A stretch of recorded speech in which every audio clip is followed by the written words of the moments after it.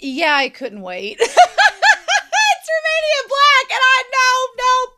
Sorry. After last episode, nope. After Hubert died, and we got some stuff on Norwak, and Raffle has decided that he's gonna go off and study theology, but not study theology. I was like, I can't wait.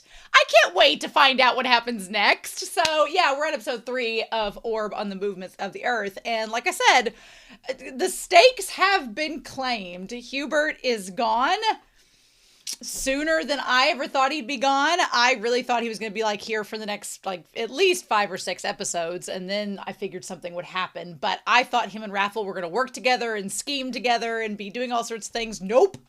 Nope. So I'm very curious at this point to see what we're going to get. Raffle has decided he's going to go off to the university. He's convinced his, adoptive father, Potiski, Ringo Starr, that he's going to study theology, but he really wants to study anatomy or astronomy. He could study anatomy. Norwak is studying anatomy for sure.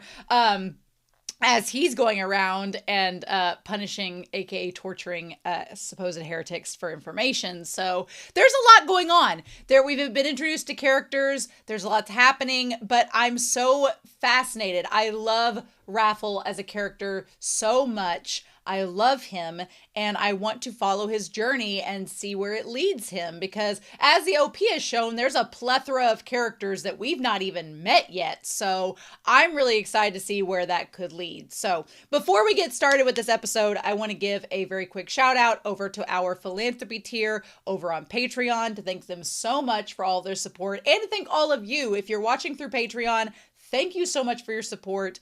I greatly appreciate it. If you're watching through YouTube and you don't want to wait till episode 4, you could just go on my Patreon and check that out.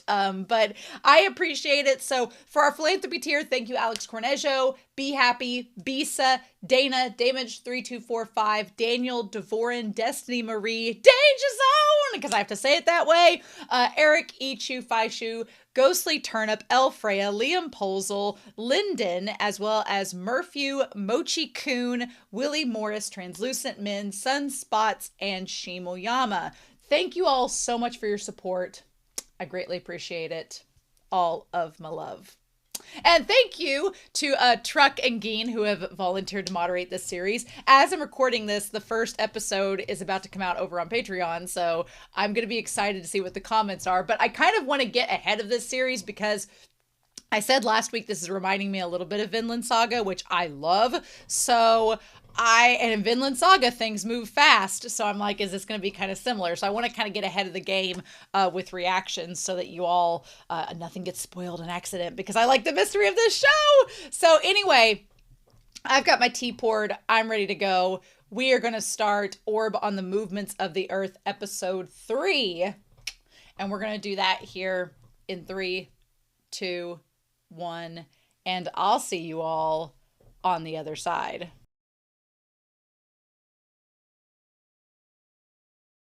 I love Raffle as a character so much. I love him, and I want to follow his journey and see where it leads him.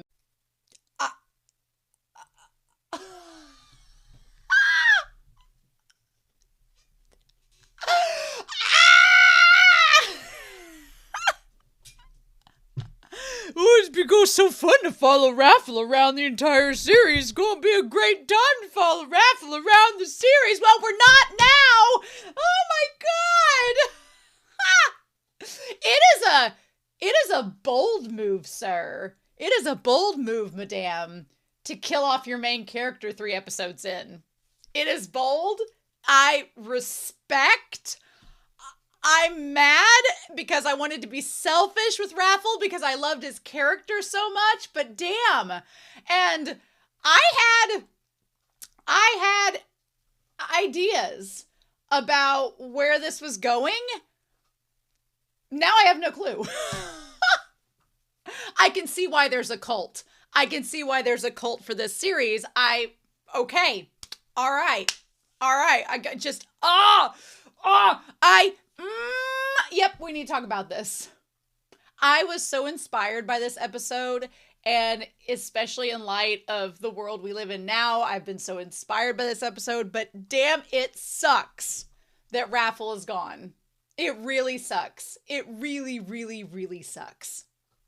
And I intended to follow Raffle this whole series. I was ready to root for him to get through the torture from Norwak. I was waiting for it. I was readying myself for all of the horrible things that we were about to witness. And then Raffle's just like, actually, there's a third option, and bye, bitch. And it's like, ah! So let's talk about this.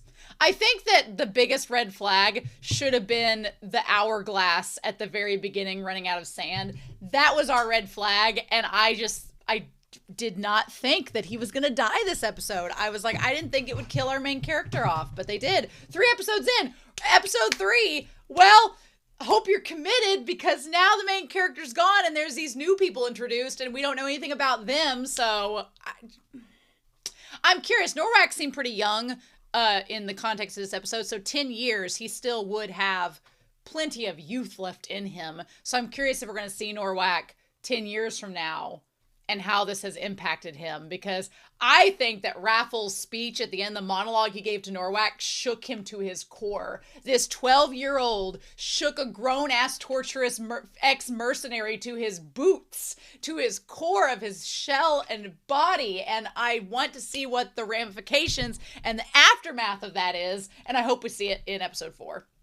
I hope we see Norwak in episode 4 to see what's going to happen with him.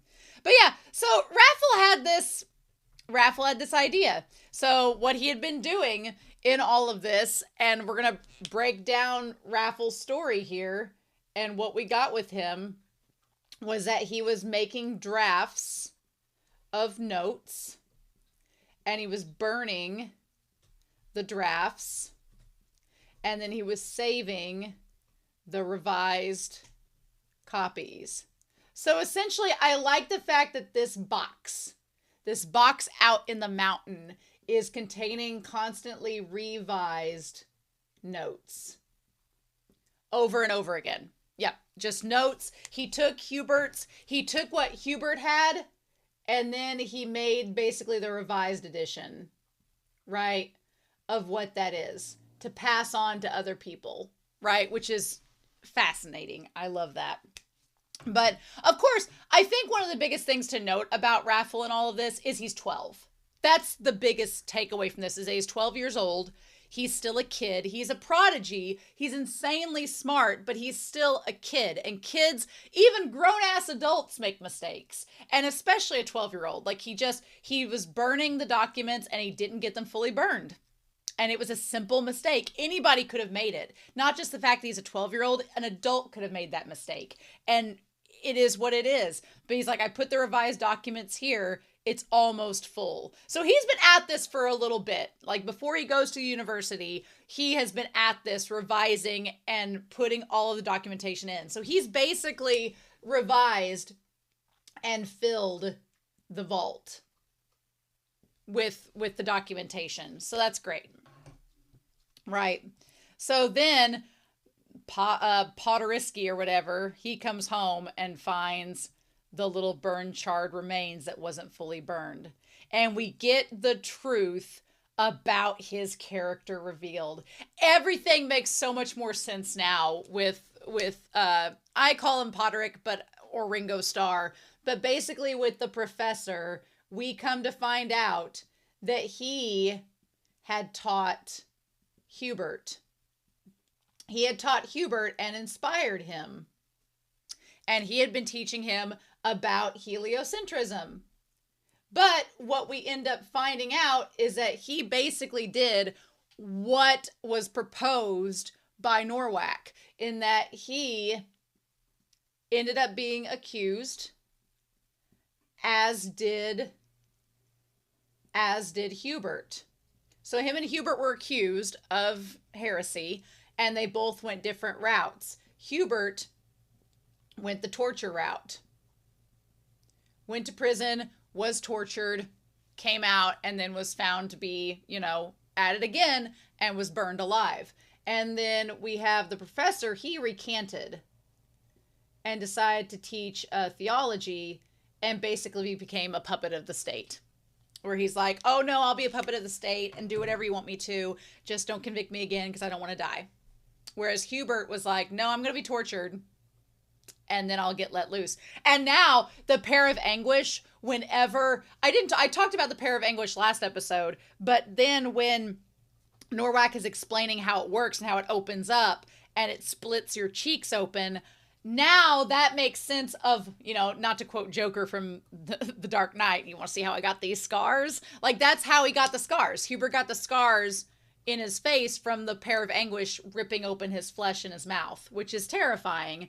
And then they're like, you can't talk for a year. And Hubert basically went through the torture, got out, and continued doing what he was doing. So we're going to talk about Hubert and the professor with Raffle later on in this. But Norwak is insanely intimidating. He is maybe one of my favorite, like, antagonistic characters because he kind of reminds me of, he reminds me of the one Nazi in Inglourious Bastards who's played by, oh my gosh, who plays Inglourious Bastards?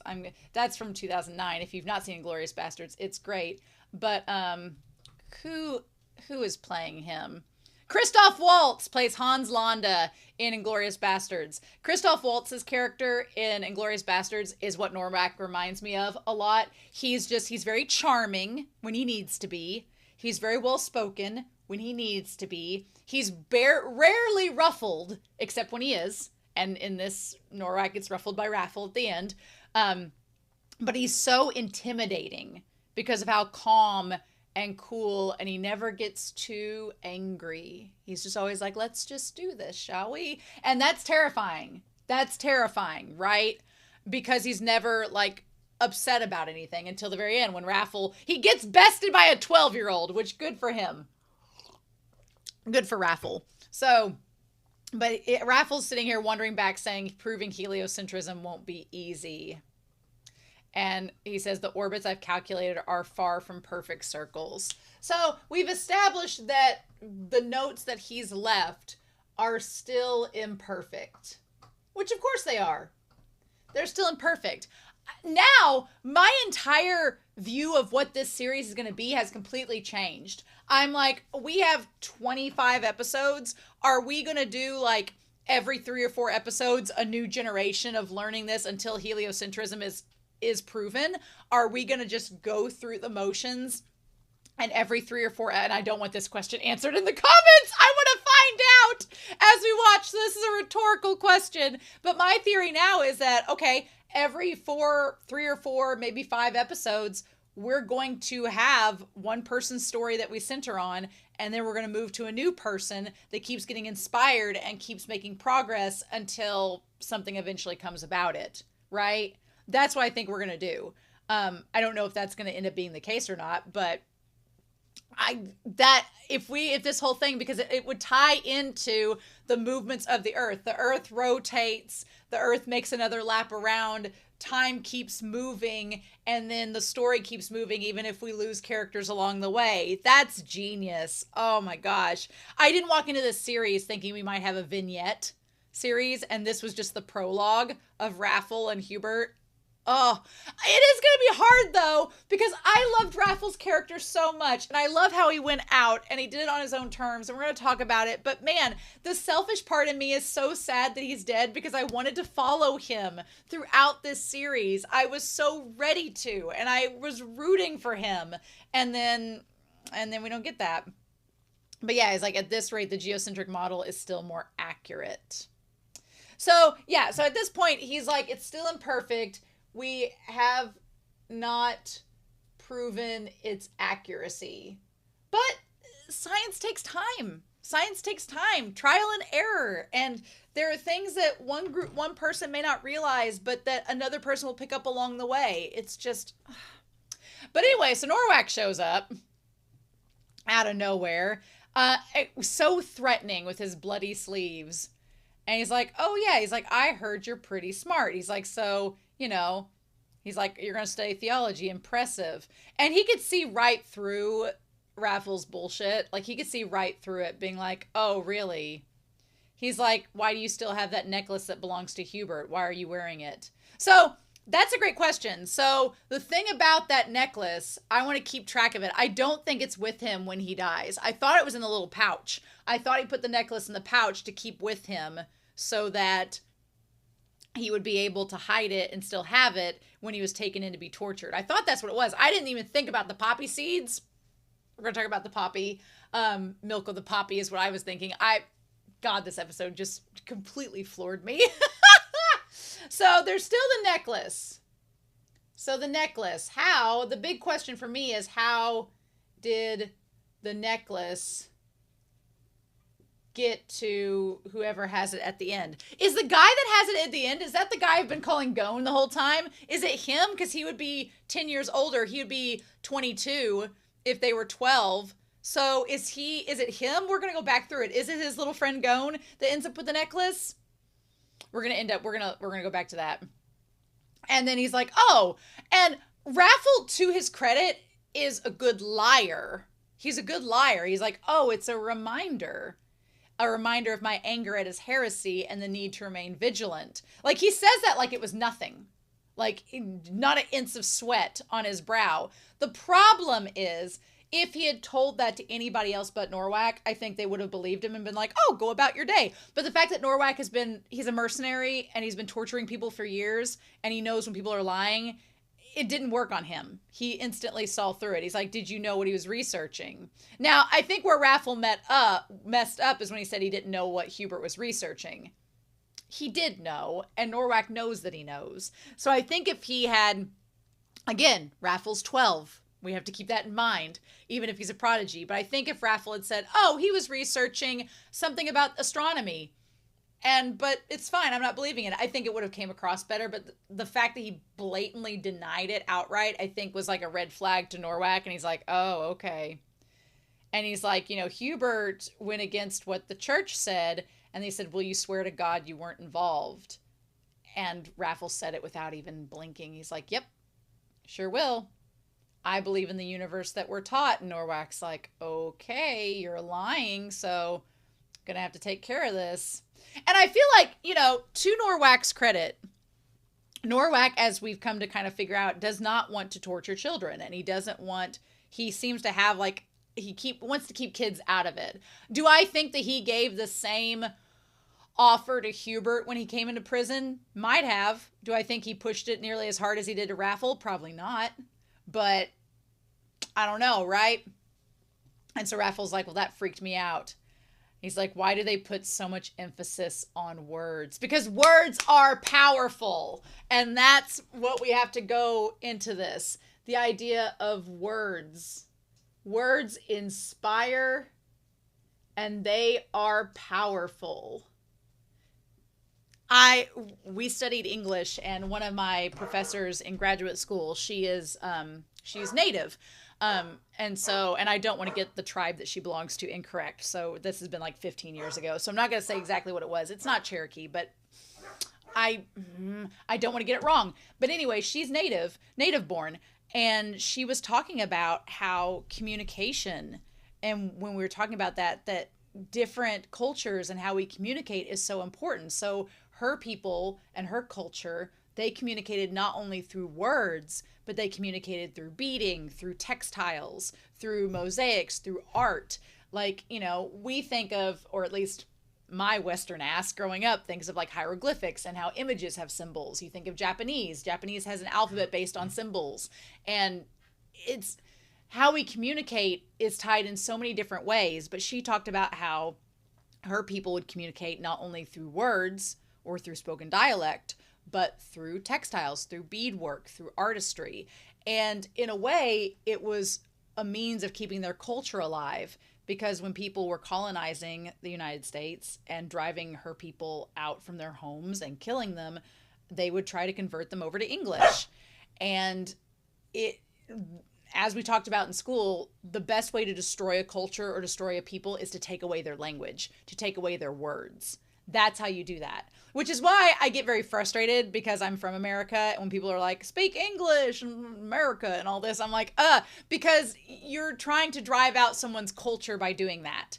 And most of the time, the reason why that's done is because you don't know the language they're speaking, and that leads to fear. And that fear leads to the unknown and uncertainty. And so a way to create control is to be able to understand their language and to dictate that and control it. And so if you tell them to not speak a certain way, you're making it to where they can't go around you. And so, and you see that in so many little ways, whether they're not major or not. So like a common little thing with it is that there are a lot of Amish that live where I live, and a lot of them speak like some call it Pennsylvania Dutch, but that's a kind of slang for it, but it's not English. It's, a variant of Dutch, some of it's German, but it's a variance of that language. But a lot of people get kind of suspicious of the Amish, or they kind of have a negative connotation towards them because when they're out in public and not speaking English, they get kind of this sense of mistrust, being like, well, why aren't they speaking in English? Are they trying to say something behind my back or something like that? I've heard people say this, which is wild. And I'm like, no, that's just their culture. Their culture, they are following a tradition that has been passed down. Not everything has to be in English. I was like, but I've seen firsthand how words can create mistrust. And we probably can all think of an instance in our lives where there has been mistrust around miscommunication or a lack of communication. And so when Raffle asks, this is all to get back to this point, when Raffle asks, why do they put so much emphasis on words? It's because it is a way of controlling a culture. And if the church is trying to control a population, then words are important. They inspire, they provide knowledge. And if you want to prevent inspiration and knowledge from being passed on between people, you have to control the words and you have to control language. It's why I wanted to major in English growing up, because I'm fascinated by how our words have power and meaning. And it's so interesting how we take that for granted. Even I take it for granted sometimes. But yeah, this kid's 12 and he's asking these questions, right? Why do they put so much emphasis on words? Now, this part here where the professor left the burnt piece on his desk, that is a parent move. That is a parent move of, if you are in trouble, you in danger, girl, that is a move. And my own parents have done that before. So if I did something wrong, my parents would be like, what is this? And you're like, I remember I had this happen when I was growing up. Back in my days, when I was first getting into college, my parents helped pay for my cell phone, which I was very privileged to have that help. But back then, if you texted each other, it cost money. I know. Those of you that are Gen Alpha or Gen Z watching are probably like, what? Yeah, it cost like 5 cents a text message back in the day. And, growing up, my phone was like a brick. It was like a Nokia brick phone. It was like purple, and you could use it as a self-defense weapon. And it mainly just called people. You could call people. It couldn't even take pictures. It could just call people and text. But we didn't really text a lot because it was a lot of effort to text back then. You just called somebody or you saw them. 'Twas a different time. But when I got into college, I made more friends that didn't live down the road from me.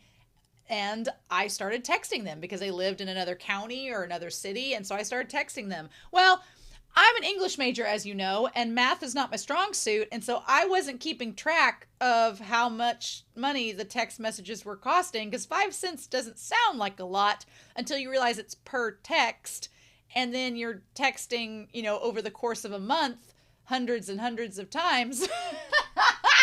So my parents, I remember this distinctly, that on my desk, I had a little desk in my room, and I came home one day and they had printed out the phone bill and had set it on my desk just like this. And when I got home, I was like, oh, and it was just like text message, and it had my phone number on it and texting, and it was like $200. I was like, oh. And my parents, I came downstairs with the bill and my mom was like, so did you see it? And I was like, And I basically had to pay it back. I had to use some of my work money to pay that bill off and was like, oh, I'm sorry. But they were like, yeah, you need to keep track of that. And I was like, ugh. But yeah, I had this exact moment happen and I was like, oh shit. So the moment Raffle sees that bill, I'm like, dude, I understand where you are coming from. The thing that is so wild to him, though, is not just the fact that he was caught, but the fact that his calculations were revised.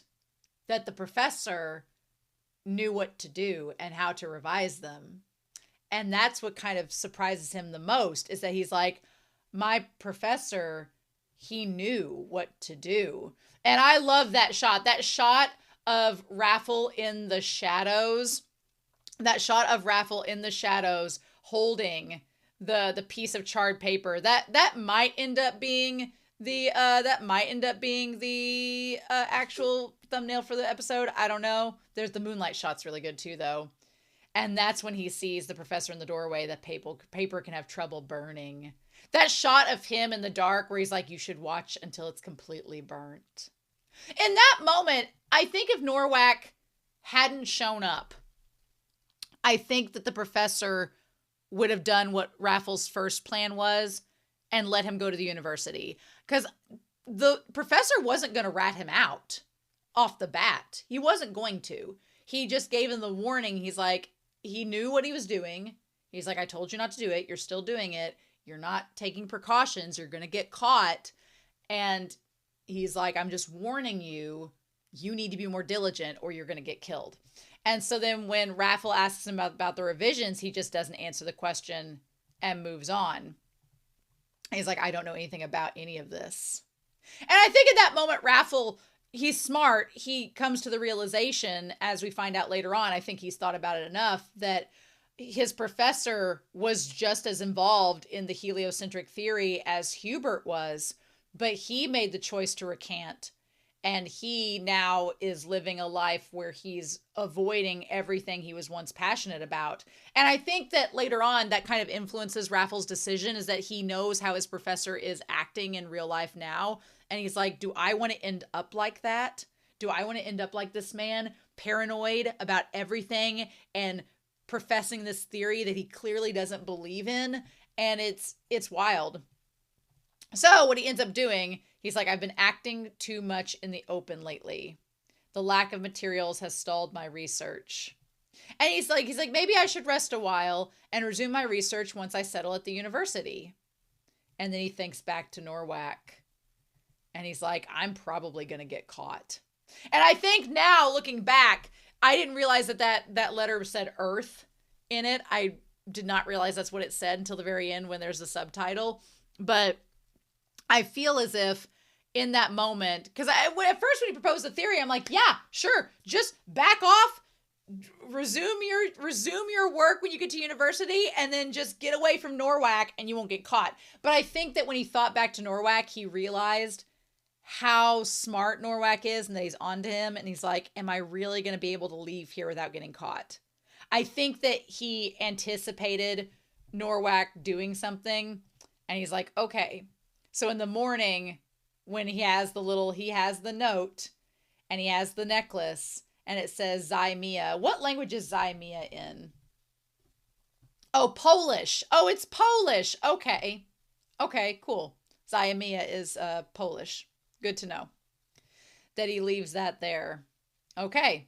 Here's the thing. So obviously this OP, so misleading. We'll see. There was a shot though.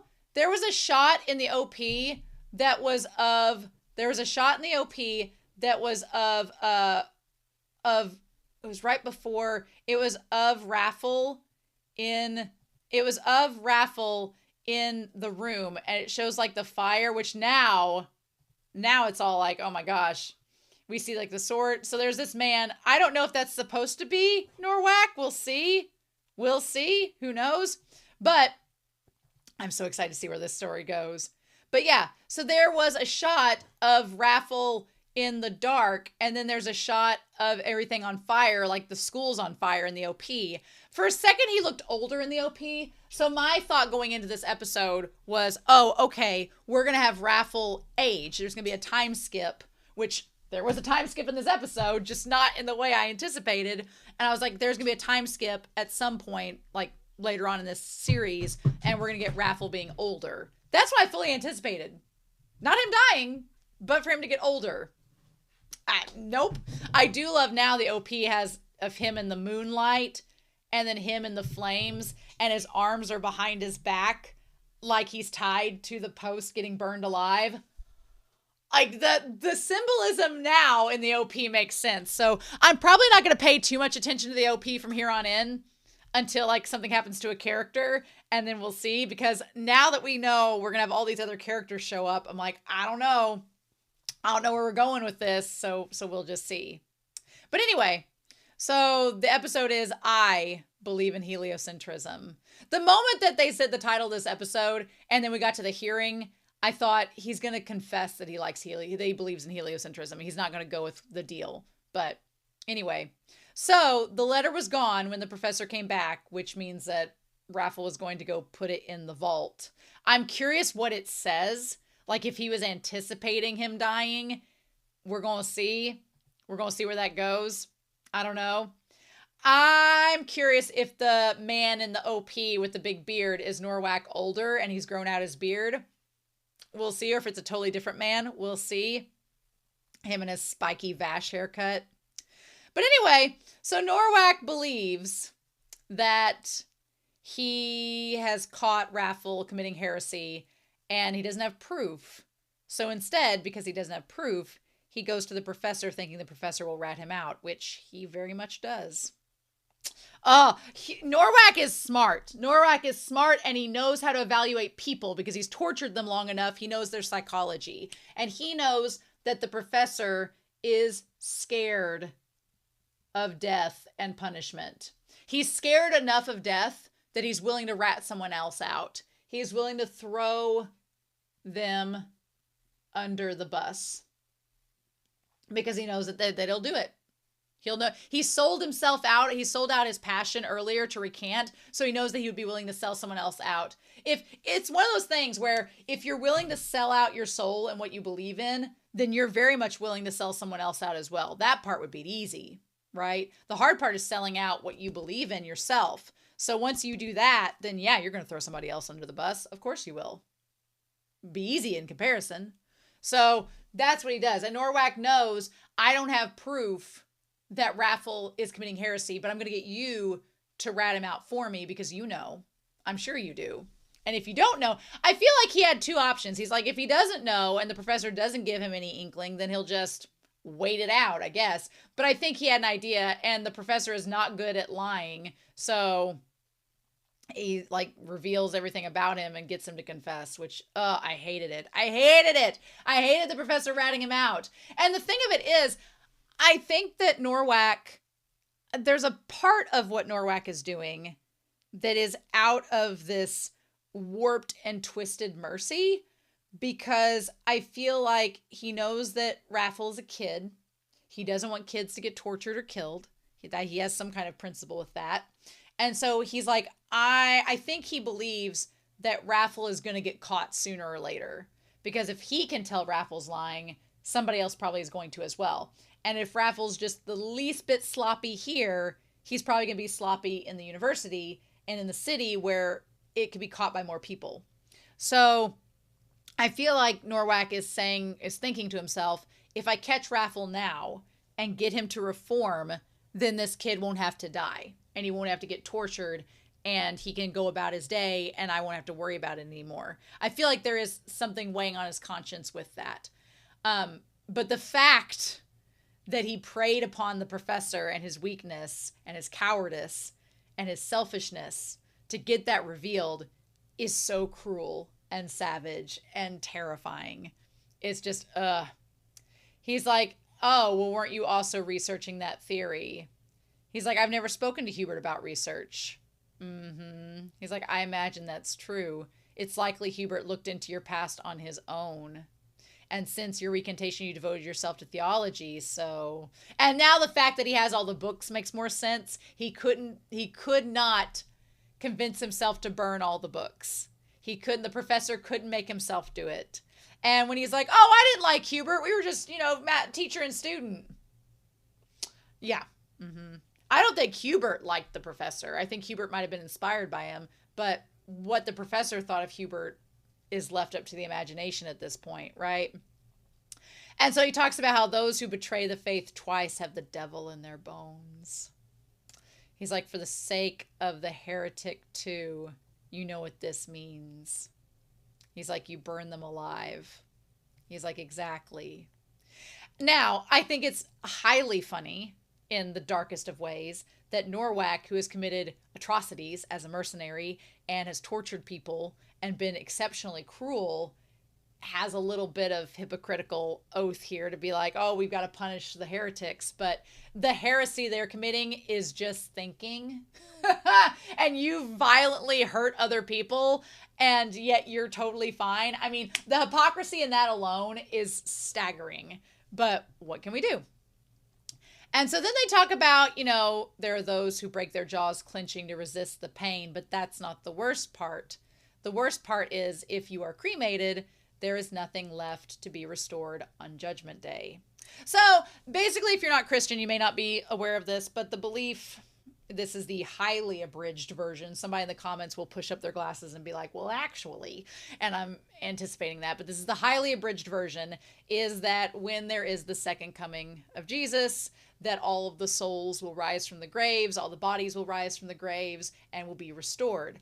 And you have to have your body in order to have it restored, correct? Now, I want you to think about that for a moment because, ethereal planes and all, is that ethereal body going to go to heaven? How does that work? You can factor that out yourself. But a belief among many is that you need your body in order to be resurrected. Your soul just can't flitter around willy-nilly all by itself. It needs a vessel. And so when Judgment Day happens, and so if you're cremated or reduced to ash, then there is no vessel for you to be a part of. Now, whether that's true or not, depends on your faith, depends on your beliefs, all of that. But it's a very highly held belief. A lot of people are against cremation because of that reason, right? So even though you can make the argument that there'll be nothing left but your bones anyway, but I guess, skeletons and all, who knows? But that is a belief that if you are burned alive, there will be no place for your soul to house or dwell within. So academics are divided upon what happens next. He's like, but here's what I think. I think that they who don't have a body to go back to experience nothingness. Memories, experiences, consciousness, the soul, and the afterlife.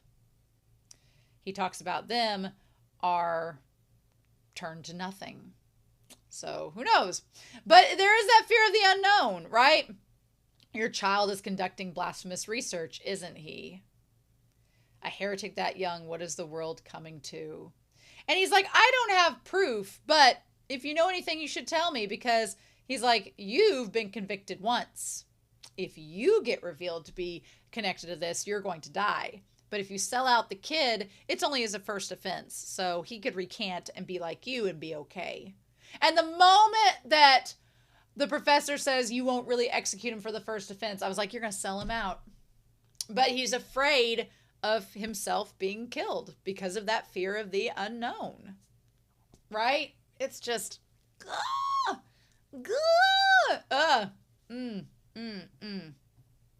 He's like, well, no, of course not. And so then the professor's like lamenting of what to do. And that's when Raffle shows up. I love Raffle has the candlelight. Like he's, an illumination of him knowing what's going on. He's like, so you're home. Now, we, the audience, don't know, but he's been gathering Poppy, readying himself, because I think he knows that shit's about to go down. Which is why he's not surprised when Norwak shows up. He knows shit's about to go down. I think he's deduced all of this. And he's like, well, you revised my notes, wasn't it you? And he's like, I don't want to talk about it. He's like, do you think you can prove heliocentrism? And Raffle's like, yes, I do. And I love that Raffle's honest in that moment. And I think that cements the professor turning him in, because in that moment, the professor's like, Raffle has this conviction, and if I don't turn him in and get him tortured or make him recant, then he's going to keep doing this research over and over again, and he may get, arrested by somebody who's not like Norwak and won't let him go on the first offense. And so again, it's what I like about this episode with Norwak and the professor is they do these despicable things that you're so pissed off at them for doing. But there is this layer of their actions that are in the tiniest way trying to help Raffle. But it's helping Raffle in a sense of selling out and becoming part of the status quo and becoming part of a system that oppresses. And even though they are trying to instill some kind of mercy in their actions, it's so misguided and it's so awful. And Raffle just kind of like blows that bullshit all away. And he's like, what is the point of me living if it's going to be in this big ass lie? And so he's like, I'm going to go to bed. And so we'll talk tomorrow more about it. And then Raffle's sitting there holding the bag, which I thought it was the necklace. I thought it was a necklace in the bag. I thought he was hiding it because he thought he was going to get caught. But no, it's the poppy. So yeah, so I want to look up real quick while we're before we get into this, poppy and poison. Poppy and poison. Are poppies poisonous? Well, actually, we're gonna come back to this. Okay, we're gonna come back to this plantaddicts.com article here in a little bit. So when he wakes up, he sees that the professor has sold him out, and then it just immediately happens. And he's like, your torture will begin tomorrow. There's just no fanfare. It just happens immediately. And at first I was kind of mad about that. I'm like, why isn't Raffle freaking out? But Raffle, I think, already has come to terms with what he's going to do. Right? So then as Norwak talks about the torture, he's like, this is still a prototype. I think the worst part about the Pair of Anguish is that the one that Norwak has is covered in other people's blood. Like, that's gross. That's disgusting. That's probably spreading disease in itself, even if you live through it. So, fun times. And he's like, after 4 turns of this in your mouth, your cheeks will split and you won't be able to speak for a year. You probably don't know, but the world is full of tools that are designed to inflict pain effectively. Yep. And so he's like, pain is something that no one can escape.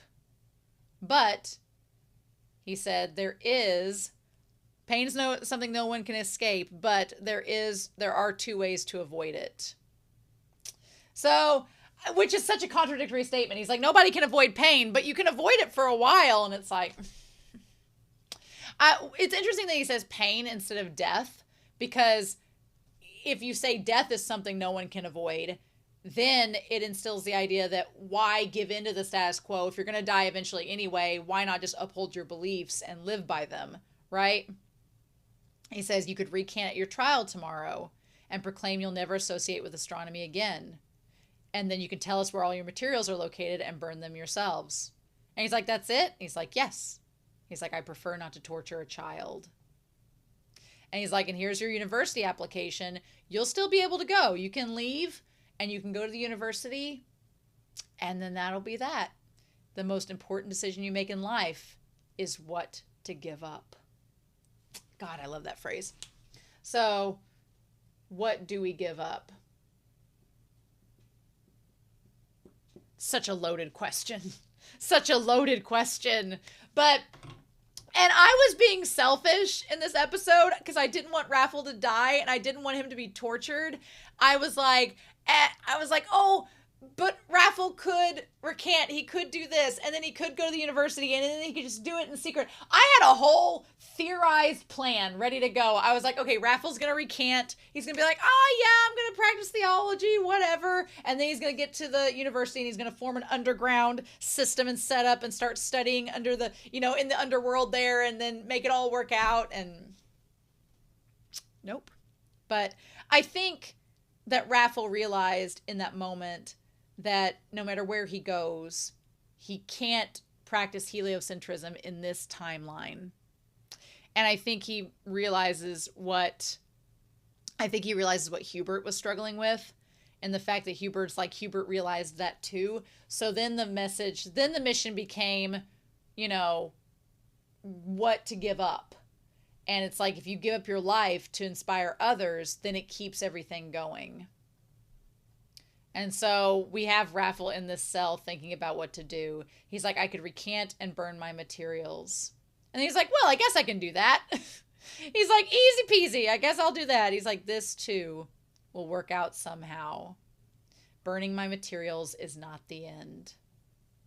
And he says, whether or not, because he's like, burning my materials, being charged is not the end.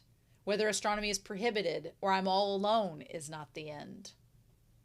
And he's like, it's not the end. And then the end. I love that when he dies at the end and his head falls forward, it's mirroring this moment where he's thinking about what the end is going to be. And then he's thinking to himself, if this is the end, then why am I doing this? What is the point of living if I can't pursue what I want to pursue? How did I end up here? He's like, if I had never learned about heliocentrism, he's like, I would still be considered intelligent by my peers. I'd be celebrated by those around me. My future would be promising. The world would be easy. But I'd be living a lie. And he's like, what does heliocentrism mean to me? And then when he sees the moonlight, I love that. I love that he gets in the moonlight there and sees, he's like, hasn't this happened before? He's like, continuing with astronomy isn't rational. Just like back then. The window I have now is even smaller, but why? I can see the sky clearer than ever. I love that moment where he's like, was it always this beautiful? I love that moment so much because it's getting around to this idea of you can't sometimes appreciate how beautiful life is until you almost lose it. And then at the very end, you realize how precious it is. And so I think for him, he's like, this is so beautiful. And this being able to see the sky and see my passion and see my truths is so great. And if I recant, then that window is going to get smaller and smaller until I can't see the moonlight anymore, until I can't see the sky anymore. And then what's the point of living? If I'm living a lie where I cannot pursue what I want and pursue my truths. And I think that's his resolve in that moment. He's like, if I can't live pursuing my passion and what guides me and gives life beauty, then what's the point? So they ask him to confess, and the moment he rips it up, being like, no, I believe in heliocentrism. I love that we don't see everyone's reactions. I wanted to see real quick if his friend was in the audience watching. Because we have him with his professors watching. So we see them. We see him at the trial, and Norwak is there, obviously, because he thinks he's going to do it. So I wondered, Norwak is there. And the professor is there. I wonder if any of his schoolmates are there watching. And the crazy part about it all is it's just literally him saying he believes in something different than the church. That's it. He hasn't killed anybody. What he believes isn't killing anybody either. That's the crazy thing. Like, believing the earth revolves and rotates and revolves around the sun is hurting no one. And it just, it blows my mind and makes me emotional because there's so much that I see in the world that I currently live in hundreds of years after this, right? You think we would evolve as a species. Hundreds of years after it. It's so wild to me because something as simple as how a person expresses themselves or who they love that affects no one at all is targeted and met with hate and violence when it doesn't affect them in any way whatsoever. And it just blows my mind. It just blows my mind. It completely blows my mind that people have done nothing to harm anyone in any shape or form is met with violence and hatred and oppression. It just, I'm like, how ignorant can you be to not see how stupid that is? It just blows my mind. My one friend, she raised sheep, And I remember my coworker went to help her one day, and they were leading sheep around in a circle. And for the record, sheep are dumb. Sorry if you raise sheep. I had one that I showed once as a kid, and they are dumb. And they were walking these sheep around, giving them exercise, and they were acting stupid. And she's like, how often do you guys walk these sheep? And her friend was like, we walk them every day. And she's like, well, why haven't they learned by now? And she was complaining to the girl's mom, being like, those sheep y'all walk every day are so stupid. And the mom goes, yeah, in the Bible, we're compared to sheep all the time. And my friend and my coworker were like, oh. And it's such an apt comparison, because just like sheep are dumb and don't learn, case in point, right? Case in point. And so I hate it where he's like, are you going to destroy all the documentations? And the moment he says, I believe in heliocentrism, it's such a great moment, but he throws away all of that. And here's the thing, in that moment, him saying that in front of that crowd that he believes in it, those words are so inspiring. Like, he became a martyr instantly, because someone watching that in that audience was inspired by him. And more than one person probably being like, why would this kid who had the chance to get away from it all sacrifice his life for this one belief? What does that mean? What kind of belief is that for you to sacrifice yourself for it? And here we are, 10 years later. We're going to get to that here in a second. But I love there's the one window with the moonlight. And so, okay, we see him pouring the wine. Okay, in that moment. But we didn't know he'd already put the poppy in it. And he's like, oh, why don't you drink wine with me? And even Norwak has like a little sweat drop, being like, that's a special privilege, giving you the wine on the eve before you're tortured. And he's like, well, I'm 12. I'm going to get crunk. Want to drink with me? And so he does. I love this scene. This scene is the best scene, I think, so far in the series, is the two of them drinking together. Like, this, shaking this mercenary to the core, this 12-year-old, is wild. And then he's like, it's simple. I thought not burning my materials would aid heliocentrism. And I like how upset Norwak gets. He's like, you're underestimating torture. He's like, I'm going to make you suffer. He's like, do you not understand? And I thought, he's like, by tomorrow afternoon, you'll have told us everything. And at first I thought, well, maybe Raffle is stronger than he seems, and he's prepared to go through the torture that Hubert went through and thinks that he can do it. But then I thought, Raffle is probably like, no, you're right. I probably am not going to resist this torture, so I've decided to poison myself and avoid all of that. He's like, the thing you all oppose is not me, and it's not the heretics. It's just part imagination and part curiosity. In short, it's truth itself. That's literally it. Yeah. Because the thing of it is that truth, and there's like big capital T truths, little t truths, but the truth of the world is something that cannot be controlled or explained. And part of, I think, what Hubert was getting at with the purpose of God and the world is that humans are curious. They have beautiful imaginations and beautiful curiosity. And by Hubert's rationale is that God has given the earth to be explored, to be questioned, to be discovered. And the thing that sucks so much is that some people believe that it has to be controlled and put into and be explained fully, and that's just not possible.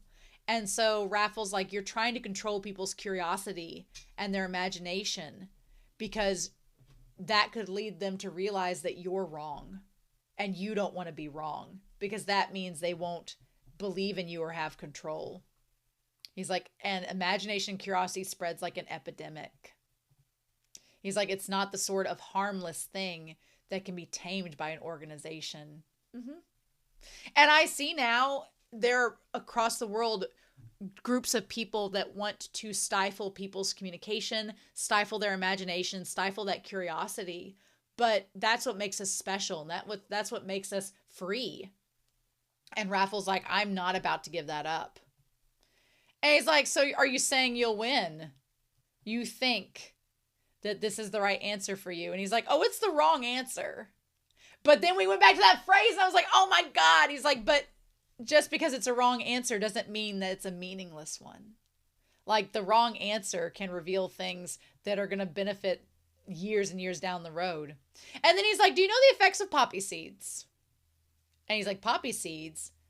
And he's like, well, it said they were used in ancient Athens. And he's like, if you mix them with poison, then simply put, they allow you to die without pain. And he's like, if I happen to have added some just now. So the poison is the alcohol. The poison is the alcohol, and he added the poppy to them. And I like that Norwak, who is in fact afraid of death, as we've come to find out, because he has the daughter and all, he tries to make himself throw up. And he's like, oh no, I'm the one who drank the poison. And at this point, my mind short-circuited. At this point, my mind short-circuited because I was like, wait, he's gonna die? Like, my mind was trying to rationalize as I was watching the episode all the ways in which that would not have happened. I was trying to think, well, wait, maybe there's a way out of it. Maybe he's gonna throw up. Maybe no. I kept thinking Norwak was gonna make him throw up, but he did not. He's like, I drank it. And Norwak's like, well, you're lying. You're out of your mind. He's like, do you intend to die? And he's like, I guess. He's like, well, don't give me I guess. He's like, such a choice violates our teachings. And he's like, well, screw your teachings. I'm doing my own thing. He's like, how far will you go to humiliate the church? I love this because it reveals that Norwak is much more entrenched in the church doctrination than I thought. Because I thought that he was just going along with the church because he wanted money and to take care of his daughter. But this scene reveals he actually is pretty entrenched in their beliefs because of what he tells Raffle. And Raffle's just like, yeah, cool for you. He's like, a terrifying fate awaits you in the afterlife. No one knows what the afterlife is. And that's when he's like, to paraphrase Socrates, no one has experienced death, and yet everyone assumes it is the greatest evil. He's like, or as Epicurus said, when we exist, death is not. And when death exists, we are not. I was like, oh, I like my old rhetoric classes. I was like, yes, please. Yes. Or as Seneca said, I love we're quoting Seneca, life is long if you know how to use it. And he's like, well, those things were said by heathens from 2,000 years ago with no absolute God or salvation. The funny thing is, I think they did. I think that, to say that there was no God or salvation back then is really funny to me because, I mean, obviously back in Socrates in their time, there was no Jesus, but to say there was no God, I don't know. Can we say that? Can we say there was no salvation? And he's like, well, Hubert died and disappeared, but the inspiration he left me hasn't faded. I think inspiration is more important than a lifespan. I'm like, quoting Hamilton, I want something that's going to outlive me, right? And Raffle went full Hamilton, being like, I'm going to leave this inspiration, and that's going to be my legacy. That will outlive my body, my soul, everything. That will be the way that I transcend time and space. Oh, I wanted to cry. Oh, it's so good. It's so good. Not that everybody should go out and be a martyr, but what are actions, he's like, when faced with this choice. And I love in that moment, his hands start to tremble. He's like, I will let inspiration survive, even if it costs me my own life. And he's like, you're out of your mind. And he's like, yeah. So, I mean, not everybody should go out and be a martyr, but I love the fact that Raffle's like, I'm not going to compromise my passion, my conviction, my knowledge, or my truths for the sake of conforming to your beliefs that are ill-informed and that you don't even halfway believe. Just to live. He's like, what is the point in living a life that's a lie when I could live a life that is my truth, no matter how short it may be? Better to burn out than fade away, right? And I think that that's so true. You don't have to go off and, commit a crime and make yourself a martyr to prove what Raffle's doing. But Raffle's just basically saying, like, don't just conform to what someone else is telling you to do, because who are they to tell you what to do? Nobody in that church is a god. They're just professing what they believe, and I'm doing what I believe. So Like, why do I have to suffer and you not? Why do I have to believe what you believe? And I think that's something we can take now with us. Like, say what you want to say. Believe what you want to believe. Be open-minded to having your mind opened up to new ideas, which Raffle did. There's a difference between, I think with freedom of speech, there's a difference between being open-minded about it and being willing to learn and be receptive than to use freedom of speech as a way to spread hatred, which is kind of like, there's a difference between Raffle at the beginning had a more limited focus, and Hubert kind of expanded his mind and inspired him, right? And so he's living his truth, being inspired and believing what he wants to believe, as long as it's not hurting someone. And he wasn't hurting anybody. Meanwhile, the church is trying to silence thought and using their freedom of speech to hurt others, which is not the same thing. It's not equatable. So, I mean, be more like Raffle, not like Norwak. And he's like, you're sacrificing your life for something you don't understand. And I love the moonlight opened up as he says, can't you see this as madness? And he's like, yeah, but you could also call it love. He's like, I love what I'm studying and I love my theory, and I'm not going to give that up, even if I don't fully understand it. And that in itself is an act of faith. What he's doing is an act of faith. He's like, I don't fully understand what I'm studying, but I believe in it and I love it. And so what he does in this moment is an act of faith. Oh, my heart. My heart. And Raffle and Norwak just does not know what to do with this. He's just like, he doesn't comprehend it. And him shaking there, like the poison starting to set in.